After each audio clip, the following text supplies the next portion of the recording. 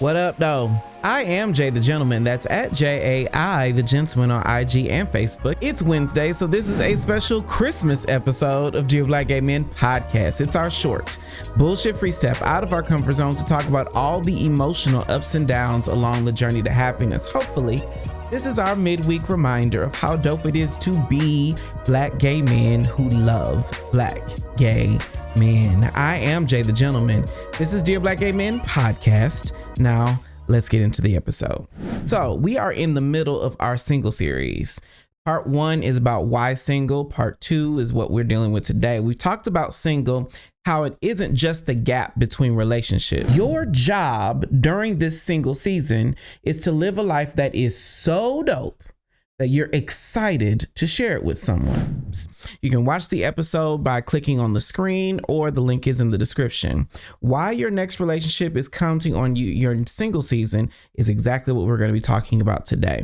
Your next relationship is counting on all the work that you do right now. And that work specifically is about honing your picker. The picker is a piece of the dick that tells your head what you're attracted to.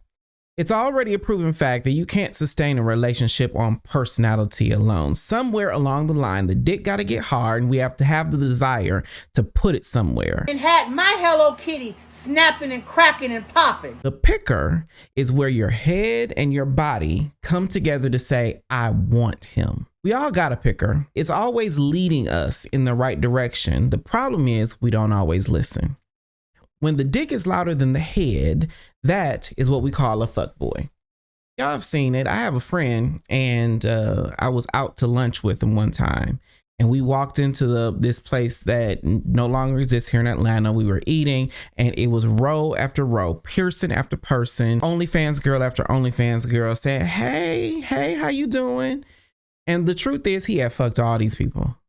Not one of them have I had sex with, but he had fucked all these people. When the dick is louder than the head, it means that you are led by where your penis takes you. Nobody that is dating intentionally, no one that is looking to be single better, can allow your body, your carnal desires, to speak louder than what your long-term goals are. That is always going to be a fuckboy, and fuckboys never last. The flip side of that is when your head is louder than your dick.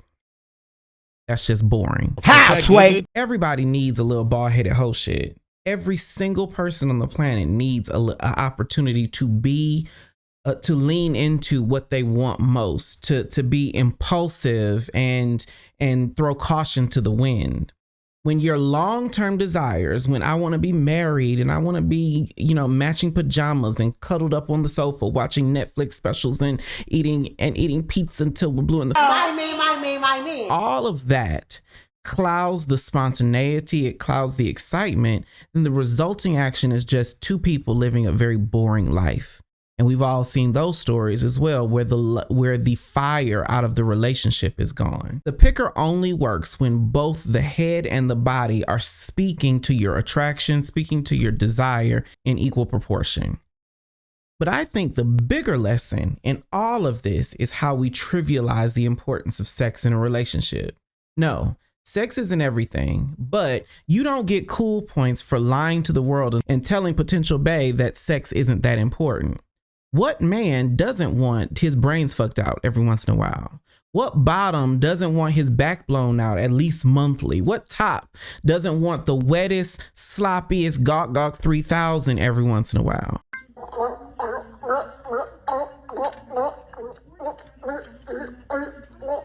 I've interviewed a lot of relationships, a lot of couples that are either starting out, a lot of couples that have been together for a while, and even more married couples. And I have never once met a couple who had a thriving sex life that failed. Reminding your man that you want him is a sign that other aspects of your relationship are being taken care of. For instance, you can't turn your man on sufficiently if the money's funny.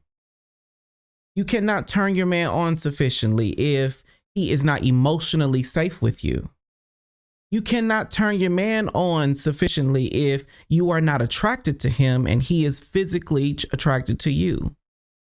When you have a thriving sex life in your relationship, whether it is open or monogamous, you are telling the other person that we are in a good place. in large part because you've taken care of business. So if relationships thrive with a great sex life, then who lied to us and convinced us that sex isn't an integral part of the relationships that you and I seek? We have to be able to get clear on the fact that relationship is equal parts body and mind. It's equal parts emotions and carnal desires. It's equal part attraction with my eyes and attraction with my heart. And anybody that tells us that it's more one or the other is just lying to you because they either ugly or I was about to say something that I shouldn't have. So dear Black gay men, in this single season, the work that we have to do is to hone our picker. But once you find bae, get his dick hard.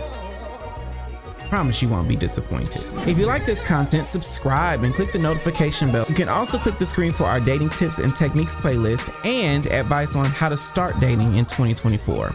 I'll talk to you next time. Merry Christmas.